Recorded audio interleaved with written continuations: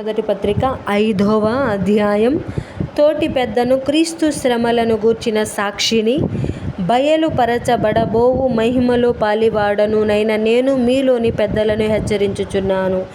బలిమి చేతగాక, దేవుని చిత్త ప్రకారము ఇష్టప్రకారముగాను, దుర్లభాపేక్షతో కాక సిద్ధ మనస్సుతోనూ మీ మధ్యనున్న దేవుని మందను పై విచారణ చేయుచు దానిని కాయుడి. మీకు అప్పగింపబడిన వారిపైన ప్రభువునైనట్లుండక మందకు మాదిరులుగా ఉండుడి. ప్రధాన కాపరి ప్రత్యక్షమైనప్పుడు మీరు వాడబారని మహిమ కిరీటము పొందుదురు. చిన్నలారా, మీరు పెద్దలకు లోబడి ఉండుడి. మీరందరూ ఎదుట వాని ఎడల దీన మనస్సు అను వస్త్రము ధరించుకొని మిమ్మును అలంకరించుకొనుడి. దేవుడు అహంకారులను ఎదిరించి దీనులకు కృప అనుగ్రహించును. దేవుడు తగిన సమయమందు మిమ్మును హెచ్చరించున్నట్లు ఆయన బలిష్టమైన చేతి క్రింద దీన మనస్కులై యుండుడి. ఆయన మిమ్మును గూర్చి చింతించుచున్నాడు గనుక మీ చింత యావత్తు ఆయన మీద వేయుడి.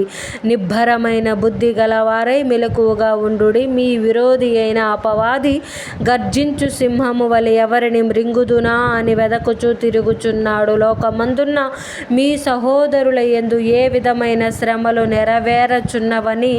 నెరవేరుచున్నవని ఎరిగి విశ్వాసమందు స్థిరులై వానిని ఎదిరించుడి. తన నిత్య మహిమకు క్రీస్తునందు మిమ్మును పిలిచిన సర్వకృపానిధియగు దేవుడు కొంచెము కాలము మీరు శ్రమపడిన పిమ్మట తానే మిమ్మును పూర్ణులుగా చేసి స్థిరపరచి బలపరచును. యుగాయుగములకు ప్రభావమాయనకు కలుగునుగాక. ఆమెన్.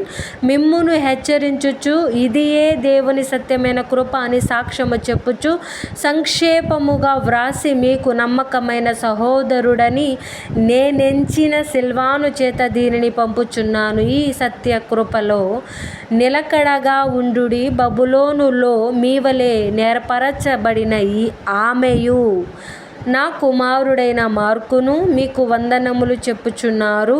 ప్రేమగల ముద్దుతో ఒకనికి ఒకడు వందనములు చేయుడి. క్రీస్తునందున మీకందరికి సమాధానము కలుగునుగాక. ఆమెన్.